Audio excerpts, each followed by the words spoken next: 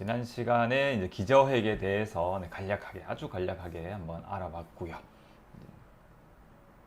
그래서 다시 대뇌 피질, 대뇌 반구로 넘어가서 이 대뇌 피질에 있는 내용들 중에 한 가지를 조금 더 한번 알아볼까 합니다. 자, 지금 계속 우리가 대뇌 반구에 있습니다. 그러니까 이 종뇌에서 이렇게 분화되어 가지고 발생한 이 대뇌 반구의 어떤 각각의 어떤 뭐 엽에 대해서 생각을 해봤고, 이제는 그런 기본 영역들, 그 피질, 백질, 기저핵, 그 안에서 그 피질에 대해서 얘기를 하면서 이 신피질, 그러니까 니오콜텍스에 대해서 이제 살짝 언급을 하고 넘어갔었는데요. 오늘 그 신피질에 대해서 조금 더 말씀을 드려볼까 합니다. 니오콜텍스, 니오펠리움이라고 하는 이 신피질은 새로울 신자를 씁니다. 그래서 새롭게 등장한 피질이라는 얘기가 되겠죠. 그럼 당연하게도 구피질도 있습니다. 그리고 원시피질이라는 그런 어떤 곳도 있고요. 이게 진화의 어떤 그런 어떤 그 과정에서 이제 처음에 어떤 조금 뭔가 원시의 어떤 그런 어떤 생물들에서 나타나는 조금 이렇게 이제 진화론적으로 봤을 때에 조금 이제 어떤 초기 단계에 있는 그런 어떤 그 동물들에서 나타나는 그런 어떤 뇌의 어떤 구조와, 그 다음에 조금 진화가 과정이 더 거쳐서 조금 우리가 흔히 이제 고등동물이라고 얘기를 하는 이제 인간이나 아니면 포유류에서 나타나는 그런 어떤 뇌의 구조가 조금씩 차이가 나게 되거든요. 근데 이 신피질이라고 하는 이 대뇌 피질의 어떤 그 구조는 총 6개의 층 구조를 이루고 있어요. 그래서 왼쪽 그림을 보시면은 영어로 되어 있어 가지고 뭐 굳이 제가 이렇게 해석은 하지는 않았습니다만, 제일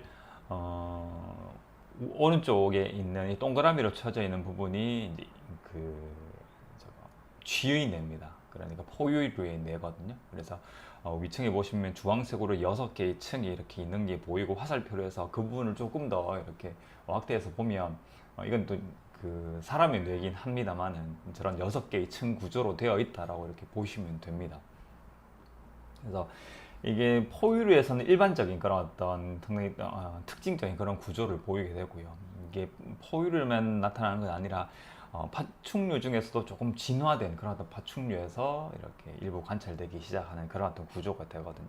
그래서 이 니오콜텍스라고 하는 이 신피질이 이제 어떤 이런 그 뭐 신경해부학이나 아니면은 이런 어떤 진화론을 공부하시는 이런 분들에게 있어가지고는 이 포유류가 다른 생물보다 조금 더 인지 기능을 조금 이렇게 높은 수준의 어떤 이제 인지 기능을 가질 수 있게 한 그런 어떤 대뇌의 어떤 구조지, 대뇌 피질의 구조지 않냐라는 그런 데에 대해서 이제 대부분 좀 동의를 하신다라고 이렇게 보시면 될 것 같습니다. 그래서 이 신피질이라는 것은 이런 어떤 높은 인지 기능을 가능케 하는 아주 핵심적인 요소다라고 보시면 될 것 같고요. 그럼 인간의 뇌는 그럼 다른 포유류를 어떻게 다르냐 이렇게 보시면, 우측 하단에 있는 뇌가 있습니다. 좀 생쥐의 이게 상대적인 크기를 이렇게 비교를 그림으로 이렇게 표현을 한 겁니다. 그렇기 때문에 쥐의 제일 오른쪽 점처럼 표현이 되어 있는 게 그 쥐의 어떤 뇌고요. 그 다음에 중앙에 있는 게 이제 그 원숭이의 뇌입니다. 원숭이의 뇌고, 그 다음에 이제 제일 오른쪽에 있는 게 인간의 뇌인데, 다 신피질은 있습니다만은 이렇게 진하게 표시되어 있는 곳이 이제 그 대뇌 피질을 얘기를 하는 거거든요. 네.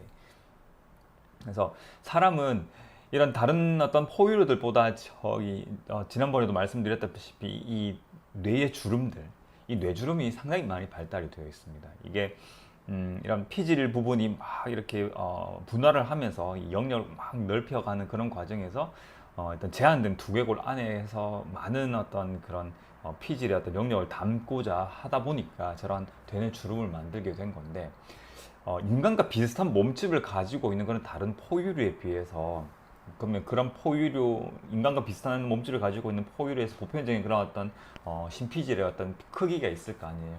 그런 어떤 그 예상되는 그 심피질의 크기보다 사람 같은 경우는 한 3배 정도 더 많은 그런 어떤 심피질을 가지고 있다고 얘기를 하거든요. 그래서 이러한 부분들이 이런 부분들로 봐서도 우리 인간이 이런 어떤 상당히 고등한 그런 어떤 인지 기능을 가지고 있다. 고위의 어떤 인지 기능을 가지고 있는 게 이런 심피질의 어떤 영향을 받고 있지 않느냐라는 데 대한 그런 어떤 그 근거가 되는 겁니다. 그래서 뭐 대뇌피질이 모든 영역이 심피질로 되어 있지는 않습니다. 그러니까 뭐 우리의 뇌 중에서도 해마라든지 아니면 이제 후세포, 그러니까 후각을 이제 이렇게 후세포로부터 감각을 받아들이는 이제 후각 중추 같은 경우에는 이런 이제 심피질이 아닌 뭐 구피질 이렇게 되어 있는 그런 다른 기원의 어떤 그런 피질로 되어 있기도 하지만은 대부분은 이렇게 이제 심피질로 덮여 있다라고 이렇게 보시면 될 것 같습니다. 네. 그래서 이 심피질은 이런 6개의 층 구조로 가지고 있는 대뇌피질의 어떤 구조를 얘기를 한다라고 이렇게 정리를 해볼 수도 있을 것 같습니다.